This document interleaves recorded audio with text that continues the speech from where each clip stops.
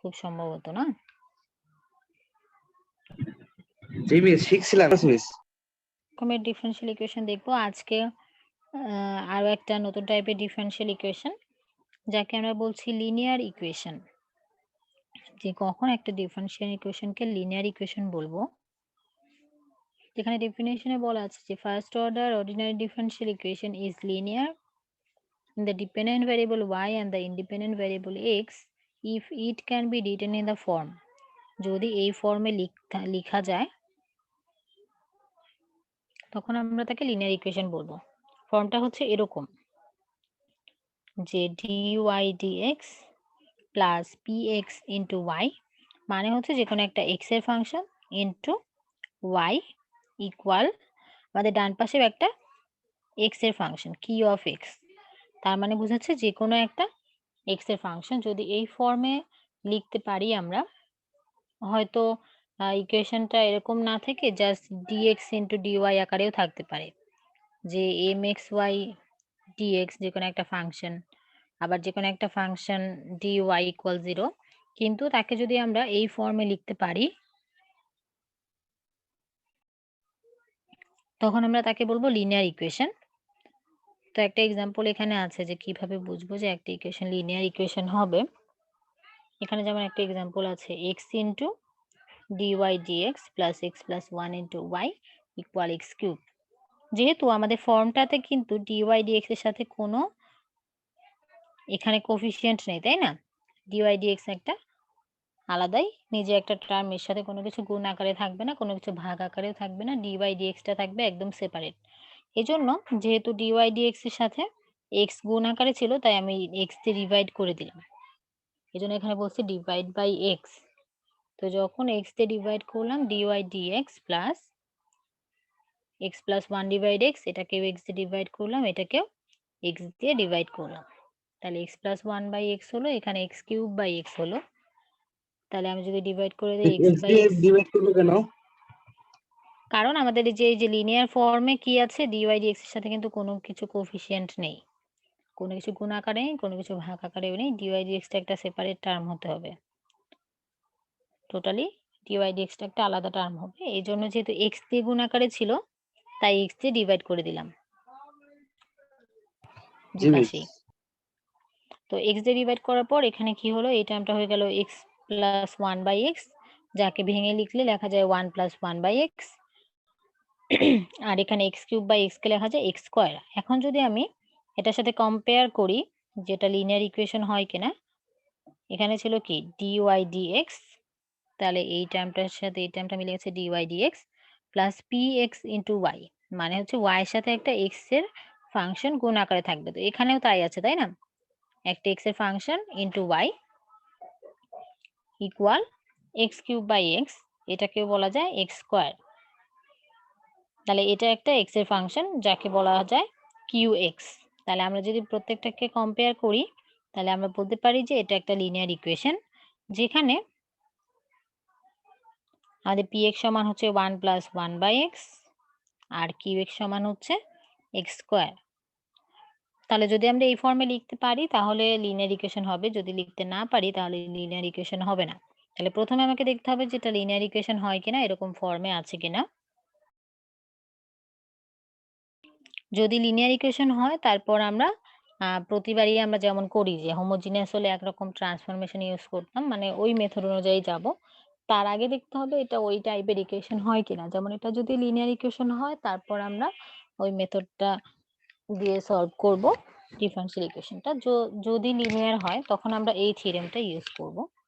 থিওরেমটাতে বলা আছে যে the linear equation dy dx plus px y equal qx has an integrating factor of the form। আমরা বলেছিলাম যে ইন্টিগ্রেটিং ফ্যাক্টরটা আমরা কিভাবে বের করব। এখানে বলে দিয়েছে যে লিনিয়ার ইকুয়েশনের একটা ইন্টিগ্রেটিং ফ্যাক্টর থাকবে, তার ফর্মুলা হচ্ছে ইন্টিগ্রেটিং ফ্যাক্টরটা হবে e to the power integration of px dx। তাহলে আমি ইকুয়েশন থেকে তো px পাবো, px মান পাবো, তাহলে তাকে just e to the power integration of px dx করলে যেটা পাবো তাকে আমরা বলবো এই লিনিয়ার ইকুয়েশনে ইন্টিগ্রেটিং ফ্যাক্টর। আমার কথাটা কি বুঝে গিয়েছে? জি না মিস, বুঝতে পারিনি।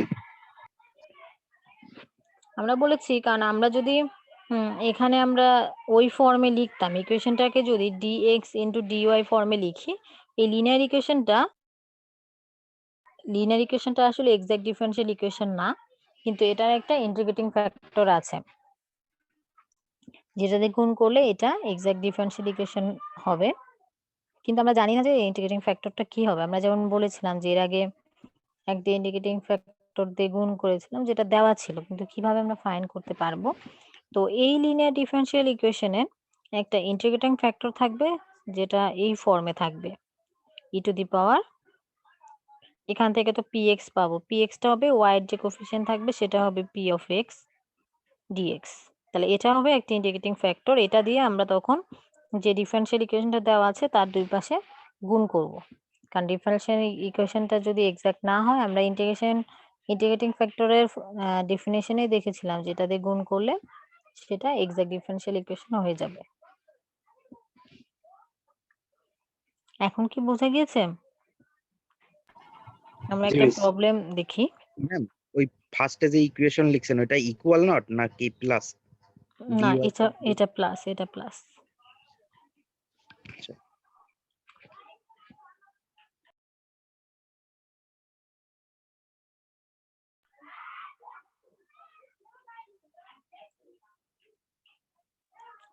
এখন আমরা বলেছি এটা যেহেতু ইন্টিগ্রেটিং ফ্যাক্টর, আমরা ইকুয়েশনের দুই পাশে কিন্তু e to the power px dx তাহলে গুণ করতে পারবো, সেটাই করা হয়েছে। ইকুয়েশনটা ছিল এরকম, dy dx plus px y equal qx, এরকম ছিল, তাই না? তো আমরা কি করেছি, e to the power px dx দিয়ে গুণ করেছি, তো এই জন্য প্রত্যেকটা টার্মে e to the power px dx গুণ হয়েছে। dy dx এর সাথে e to the power px dx, px into y এর সাথে e to the power px dx, qx এর সাথে e to the power px dx। এটা গুণ করার পর এই লাইনটাকে, ম্যাম ওটা গুণন কি জন্য করলাম px dx দ্বারা e টু দি পাওয়ার? কারণ ইন্টিগ্রেটিং ফ্যাক্টর ডেফিনেশনটাই হচ্ছে এরকম, যখন আমি এটাকে গুণ করব ইন্টিগ্রেটিং ফ্যাক্টর দিয়ে, তখন ইকুয়েশনটা এক্সাক্ট ডিফারেনশিয়াল ইকুয়েশন হয়ে যাবে। এজন্য আমি এই টার্মটা দিয়ে দুই পাশে গুণ করলাম, এবং এটা গুণ করার পর যখন এটা লিনিয়ার ইকুয়েশন, তখন এটা একটা ট্রান্সফরমেশন এখানে হয়, যেটা হচ্ছে ইকুয়েশনটা এখন এই যে এখানে সেপারেবল হয়ে যাবে, টোটালটাকে ডি ডিএক্স আকারে লেখা যাবে। এই টার্মটাকে সরাসরি ডি ডিএক্স ইন্টু এটাতে লেখা যায়। আমরা উল্টাটা যদি লিখি যে d dx into e to the power PX dx into y, এটাকে যদি ডিফারেন্সিয়েট করি তাহলে কি ইউভির ফর্মুলায় হবে না? এটা একটা ফাংশন, এটা একটা ফাংশন, এটা একটা এক্স এর ফাংশন, ওয়াই তো একটা এক্স এর ফাংশন। তো মিস, এটাকে এটা যদি, কিভাবে লেখা যায়? কোনটাকে? এই ডিডিএক্স এটা? না না, আমরা উপর লাইনটা থেকে ডিডিএক্স লাইনে যেটাতে আসছে যে একসাথে লিখলাম, সেটা কিভাবে লেখা যায়? সেটাই আমি বলছি, আমরা পরের লাইন থেকে আসলে আগের লাইন লিখেছি। এটা করলে কি হবে, আমি যে এটা লিখলাম যে ডিডিএক্স এই টার্মটা সমান আসলে আগের লাইনটা লেখা যায়, এটা করলে ইউভি হবে না? হ্যাঁ। আমি যদি এটাকে কনস্ট্যান্ট রাখি তাহলে e to the power PX d x থাকে আর ডিওয়াই ডিএক্স হয়ে যায়, প্লাস আমি ওয়াই কেই যদি কনস্ট্যান্ট রাখি তাহলে এখানে কি কনস্ট্যান্ট। হয়, e to the power PX d x হয়, তাই না? ই টু দি পাওয়ার হ্যাঁ। পিএক্স ডিএক্স কে যখন আমি ডিফারেন্সিয়েট করব, আমরা কি জানি? আমরা জানি যে ই টু দি পাওয়ার যে একটা ফাংশন থাকে, আমরা ডেরিভেটিভের ফর্মুলা অনুযায়ী ই টু দি পাওয়ার যাই থাকুক না কেন সেটাই তো সামনে চলে আসে, তাই না? হ্যাঁ, e to the power x. E to the power differential বা ইন্টিগ্রেশন যেটা হলো ওইটাই হয়। হ্যাঁ, আর হচ্ছে যেটা আমাদের px dx ছিল সেটা সামনে চলে আসে না? যেমন ই টু দি পাওয়ার 2x থাকলে 2 ই টু দি পাওয়ার 2x হয়। তাহলে একইভাবে কি কোএফিসিয়েন্টের সামনে চলে আসে। হ্যাঁ, একইভাবে কি ইন্টিগ্রেশন অফ px dx তাও সামনে চলে আসতো না? সেটাই আসলে সামনে চলে এসেছে। px dx। এই জন্যই এই px টা আসলে সামনে চলে আসে, আর e to the power px dx তো সেম থাকে ইনটু y। তো এটাকে সরাসরি একেবারে d dx ইনটু এটা লেখা যায়, কারণ হচ্ছে এই লাইন সমানই এই লাইন, আসলে উল্টাটা আগে লেখা হয়েছে, এটা এই লাইনটা আগে এই লাইনটা পরে, আমরা আগের লাইন সমান এই আগে এটা লিখেছি। মেইনলি কি হচ্ছে এই d dx, আমি যে এই টার্মটা লিখেছি d dx, এটা এটা সমান হচ্ছে এটা, পরের লাইনটাই আগে লেখা হয়েছে যে d dx এটা সমান এটা লেখা যায়, এই জন্য আমি সরাসরি এটা লিখেছি যে d dx e to the power px dx y সমান হচ্ছে এখানে তো নরমালি যা ছিল তাই।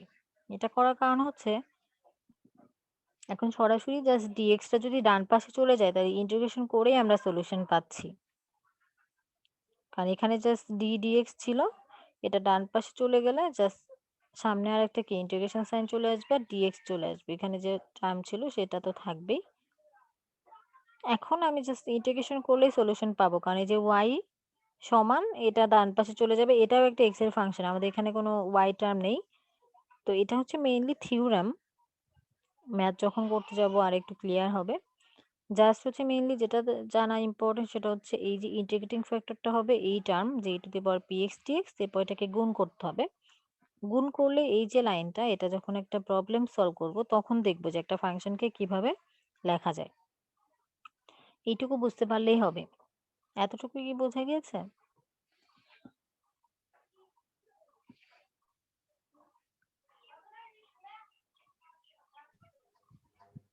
ম্যাম সেকেন্ড লাইন পর্যন্ত বোঝা গেছে, কিন্তু থার্ড লাইনটা বুঝতে পারি নাই। আচ্ছা, আমরা একটা প্রবলেম দেখি, সেখানে এই ফাংশনটা কিভাবে এই লাইন থেকে এই লাইন আসে ম্যাথের ক্ষেত্রে দেখি, তাহলে মনে হয় আরেকটু ক্লিয়ার হবে।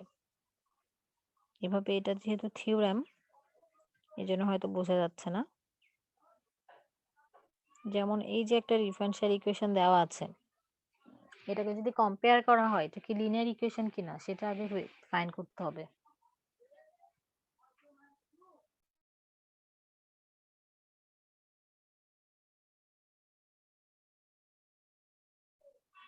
এটা কি লিনিয়ার ইকুয়েশন?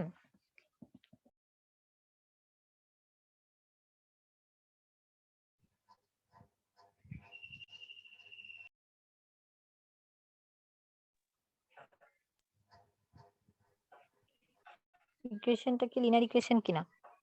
জি ম্যাম, লিনিয়ার ইকুয়েশন, কারণ তো লিনিয়ার। এর সাথে তো এক্স তো গুণ কোনো কিছু হুম, তো নাই। যে ফর্মে থাকার কথা ছিল সেই ফর্মে আছে, dy dx প্লাস একটা x এর ফাংশন থাকার কথা px, একটা x এর ফাংশন আছে 2x plus 1/x into y equal আরো একটা x এর ফাংশন থাকার কথা qx, সেটাও আছে, জাস্ট আর একটা x এর ফাংশন আছে qx। তার মানে আমরা যদি কম্পেয়ার করি তাহলে px সমান হচ্ছে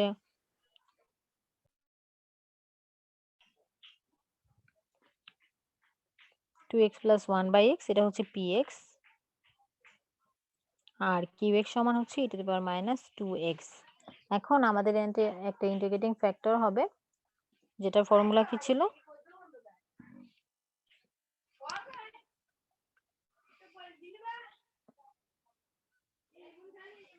ইন্টিগ্রেটিং ফ্যাক্টরটা কি হবে? e to the power px dx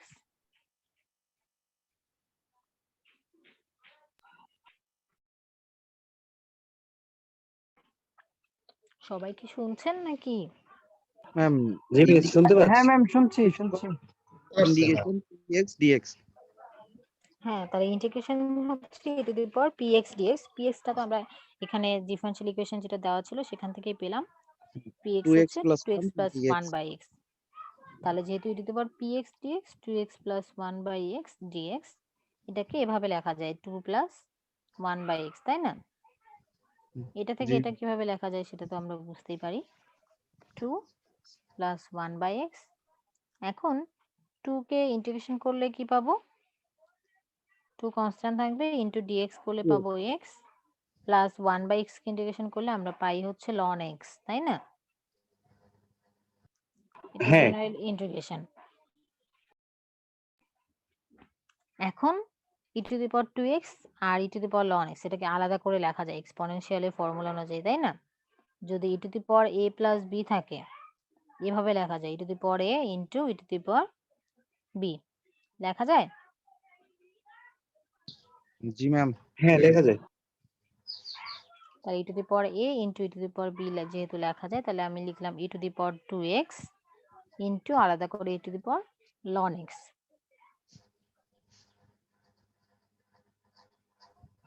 এখন e to the power 2x আর e to the power ln x, আমরা জানি যে ই টু দি পাওয়ার ln এর মান হচ্ছে 1, এটা জানেন সবাই। ই টু দি পাওয়ার ln সমান একেবারে 1 লেখা যায়। তাই ই টু দি পাওয়ার ln যদি 1 হয়, এখানে শুধুমাত্র থাকে x, এখান থেকে শুধুমাত্র x থাকে, আর এখান থেকে ই টু দি পাওয়ার 2x, সেটা মিলে হয়ে যায় x e to the power 2x। দেখেন এতটুকু বুঝতে পেরেছেন কিনা সবাই?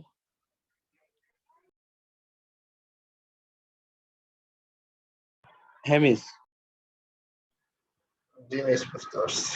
তাহলে আমরা ইন্টিগ্রেটিং ফ্যাক্টর পেলাম। ইন্টিগ্রেটিং ফ্যাক্টর দিয়ে এখন কি করব আমরা?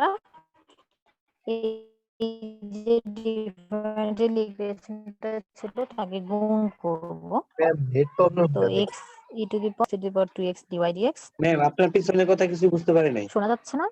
Net problem. আমার কথা কি শোনা যায়নি? জি ম্যাম, এখন একটু বোঝা যায়নি মাঝখানে একটু। শুধু শোনা গেছে যে ডি ভেক্টরের মানটাই কত, তারপরে কি বলছেন শোনা যায়নি। আচ্ছা আরেকবার বলছি। এতটুকু তো বুঝতে পেরেছেন যে x e to the power 2x আমাদের যেটা আসলো ইন্টিগ্রেটিং ফ্যাক্টর, তাই না? এটা কি মিস আমরা ইন্টিগ্রেটিং ফ্যাক্টর বের করলাম? হ্যাঁ, এটা আমরা ইন্টিগ্রেটিং ফ্যাক্টর বের করলাম। কারণ আমরা বলেছিলাম যে যখনই একটা লিনিয়ার ইকুয়েশন হবে তার ইন্টিগ্রেটিং ফ্যাক্টর হবে e to the power px dx। এটা একটা থিওরেম থেকে এসেছে। তাহলে e to the power px dx থেকে আমি x e to the power 2x পেলাম। এটাকে তাহলে আমি কি করব? এই ইকুয়েশনটাকে গুণ করব, যে আমাদের যে ইন্টিগ্রেটিং ফ্যাক্টর পেয়েছি সেটা দিয়ে গুণ করব। তাহলে আমি দুই পাশে x e to the power 2x দিয়ে গুণ করলাম।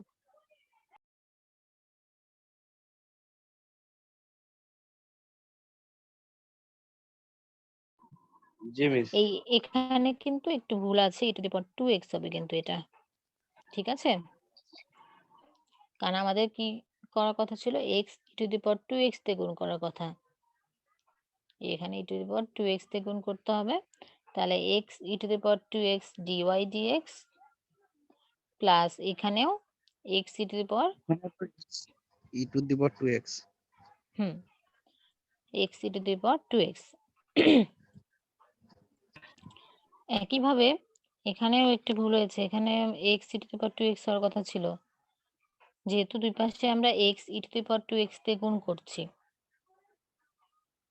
তাহলে এখানে x e to the power 2x হবে। আর এখানে সরাসরি শুধু x রাখা হয়েছে, তার কারণ হচ্ছে এখানে ছিল ই টু দি পাওয়ার -2x আর গুণ করা হয়েছে x e to the power 2x। তো আলটিমেটলি এই যে এই 2x আমরা বললাম গুণ থাকলে যোগ হয়ে যায়, তাহলে +2x আর -2x এই দুটো আলটিমেটলি 1 হয়ে যায় আর শুধু থাকে x। তাই সরাসরি এখানে x লিখেছি শুধু। তাহলে এই যে গুণ করা, জাস্ট ইন্টিগ্রেটিং ফ্যাক্টর দিয়ে যে গুণ করলো, এটা কি বোঝা গিয়েছে? জি মিস, এটা বুঝতে পারছি। এখানে কিন্তু দুই জায়গায় ভুল হয়েছে, সেটা বুঝতে পেরেছেন কিনা? লিখতে কিন্তু দুই জায়গায় ভুল হয়েছে।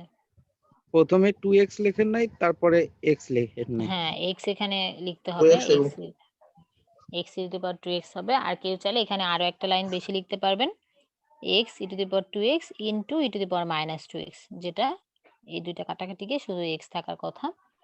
তো এখন এটা গুণ করার পর এই যে আমরা বলেছিলাম যে ddx আকারে যে লেখাটা, সেটাকে আমরা ddx যদি এখান থেকে ক্যালকুলেশন করি, যে আমি এই টার্মটাকে x এর সাপেক্ষে ডিফারেন্সিয়েট করছি, তাহলে আমাদের কি করতে হবে?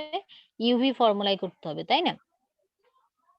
তো আমরা যদি ইউভি ফর্মুলায় করতাম ddx x e to the power 2x into y, এটাকে আমি y কে কনস্ট্যান্ট যদি রাখি, অথবা আমি x e to the power 2x কে যদি কনস্ট্যান্ট রাখি, তাহলে আমাদের হচ্ছে x e to the power 2x into dy by dx। dy by dx। এখন আমরা যদি y কেই কনস্ট্যান্ট রাখি আর x e⁻²x কে করি, তখন আমরা কি পাবো? x e⁻²x কেও ডিফারেন্সিয়েট করতে হবে, সেখানেও uv আসবে, যেহেতু একবার x আছে একবার e⁻x আছে, তাই না? হ্যাঁ হ্যাঁ হ্যাঁ কারণ এটাকে যখন dx করব, তাহলে একবার শুধু e⁻²x আসবে, x কে করলে 1 পাবো, আর x কে কনস্ট্যান্ট রাখলে e⁻²x থেকে 2e⁻²x পাবো। তাহলে আলটিমেটলি আমরা এখান থেকে পাবো 2x e⁻²x। আমি একটু এটা আলাদা করে লিখি।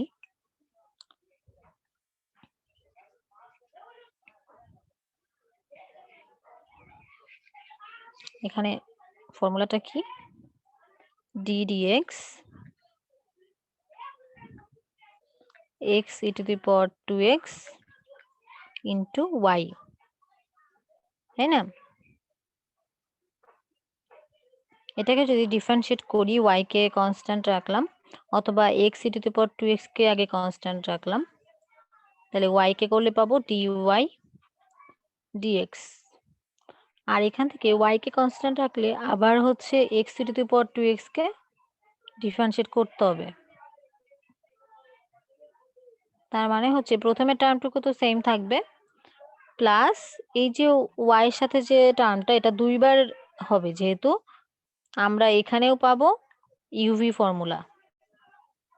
তাহলে একবার যদি আমি x কে ডিফারেন্সিয়েট করি আর e⁻²x কে কনস্ট্যান্ট রাখি, এখানে আসবে e⁻²x, x কে করলে 1, প্লাস আমি x কেই কনস্ট্যান্ট রাখছি, e⁻²x কে করলে কি পাবো? 2e⁻²x। তো আলটিমেটলি আমরা এখান থেকে কি পেলাম? x e⁻²x dy dx plus এখানে এই যে y, আর এখান থেকে যদি e⁻²x কমন নিই, তাহলে আমরা কি পাচ্ছি? 1 + 2x e⁻²x into y, এটা পাচ্ছি না? এতটুকু বুঝতে জি পেরেছেন ম্যাম। কিনা সবাই? তো এটাই কিন্তু মেইনলি আগের যে লাইনটা ছিল সেটা।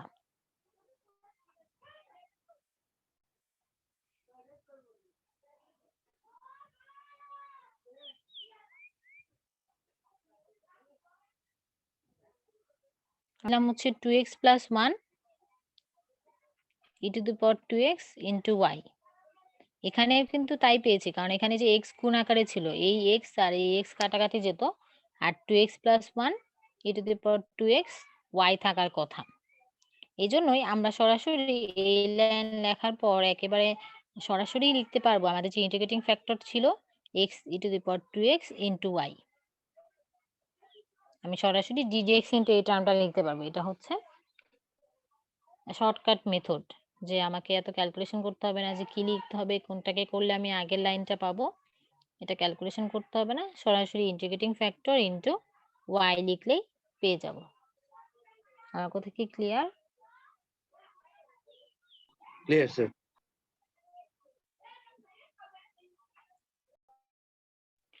এখন আমি এই যে বললাম জাস্ট dx কে ডান পাশে নিয়ে গিয়ে ইন্টিগ্রেশন করলে আমরা এখন সলিউশন পাবো। তো ডান পাশে হচ্ছে x ছিল, জাস্ট এই পাশে dx চলে গেল, তাহলে ইন্টিগ্রেশন অফ x dx এখন করি, তাহলে আমরা কি পাই? x² / 2 প্লাস একটা কনস্ট্যান্ট পাবো c। এখন যেহেতু সলিউশনটা আমি y ইকুয়াল একটা ফাংশন লিখবো, এই x e⁻²x কে আমি জাস্ট কি করেছি, এই ডান পাশে নিয়ে গিয়েছি, তাহলে আমি y সমান একটা সলিউশন পাবো। এই জন্য y সমান x² / 2 ছিল, তাকে আমি x e⁻²x ডান পাশে নিয়ে গেলে x হয়ে যাবে 1/x, আর e⁻²x হয়ে যাবে কি e⁻²x। একইভাবে c এর সাথে হবে, একইভাবে c এর সাথেও একইভাবে ক্যালকুলেশন হবে। c এর সাথে হবে x যেহেতু ডান পাশে চলে গেছে 1/x, আর e⁻x হয়ে যাবে e⁻²x। এরপরে ক্যালকুলেশন করলে যেটা পাবো সেটাই হবে আমাদের সলিউশন। মিস ওই ইন্টিগ্রেশন থেকে আবার একটু দেখান। আচ্ছা, ইন্টিগ্রেশন এখানে জাস্ট এই লাইন থেকে এই লাইন ডিএক্সটা কি ডান পাশে চলে যাবে না এখান থেকে? জাস্ট হ্যাঁ হচ্ছে x e to the power 2x y সমান আমরা পেলাম ইন্টিগ্রেশন অফ x dx। ডিএক্সটা এই যে ডান পাশে চলে এসেছে। এখন x dx কে করলে কি পাবো? x square by 2। আর এই বাম পাশের টার্মগুলো তো একই থাকছে। x e to the power 2x y। হ্যাঁ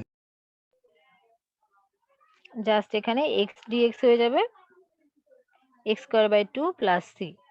এখন সলিউশন যেহেতু y ইকুয়াল একটা ফাংশন আসার কথা, আমরা জাস্ট এখানে কি করলাম?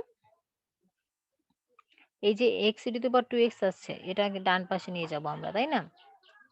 তো x e to the power 2x যদি ডান পাশে নিয়ে যাই, x ডান পাশে হয়ে গেলে হয়ে যাবে 1/x, যেহেতু গুণ ভাগ হয়ে যায়।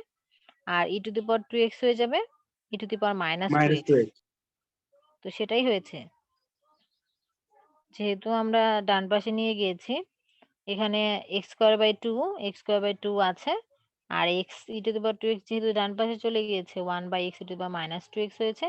এখানেও c এর সাথে শুধু 1/x E to the power minus 2x গুণ হয়েছে। এরপরে জাস্ট ক্যালকুলেশন যেভাবে ছিল সেভাবেই লেখা। তাহলে এটাই কিন্তু আমাদের যে রিকোয়ার্ড সলিউশন সেটা আমরা পেয়ে গেলাম। জাস্ট এখানে বলা আছে যে যেখানে c হচ্ছে একটা আরবিট্রারি কনস্ট্যান্ট। c এর সাথে আমরা কিভাবে এটা ইয়া করলাম? সেটা উপরে গেল কিভাবে? c c তো তো উপরেই ধরো ছিল। c তো উপরেই ছিল। এমনি নরমালি সেটা তো প্লাস দিয়ে লেখা, প্লাস দিয়ে। হ্যাঁ, c তো প্লাস দিয়ে লেখা আছে এখানে। এই ডান পাশে চলে যাওয়া মানে কি? এখানে হয়তো x গুণ আকারে ছিল। শুধু যদি x গুণ আকারে থাকতো, এখানে হয়তো কোনো টার্ম আছে, এখানেও একটা টার্ম আছে। এই x ডান পাশে চলে যাওয়া মানে কি? x দিয়ে দুই পাশেই ভাগ করা না? হ্যাঁ হ্যাঁ তো এখানেও তো তাই হলো। c এর সাথেও ভাগ হয়ে গেছে 1/x, আবার e to the power okay miss, minus okay 2x miss, হয়ে গেছে। Clear clear. হ্যাঁ, বুঝতে পেরেছেন মনে হয়। তো এটাই হচ্ছে আমাদের যে রিকোয়ার্ড সলিউশন যেটা সেটা, যেখানে জাস্ট আমাদের বলে দিতে হবে c হচ্ছে একটা আরবিট্রারি কনস্ট্যান্ট। তাহলে আমাদের যখন একটা লিনিয়ার ইকুয়েশন হবে, যেমন এই যে এখানে যে হোমওয়ার্ক দেওয়া আছে 2টা প্র্যাকটিস করার জন্য, এটা যদি দেখি, এটা একটা লিনিয়ার ইকুয়েশন, তাই না?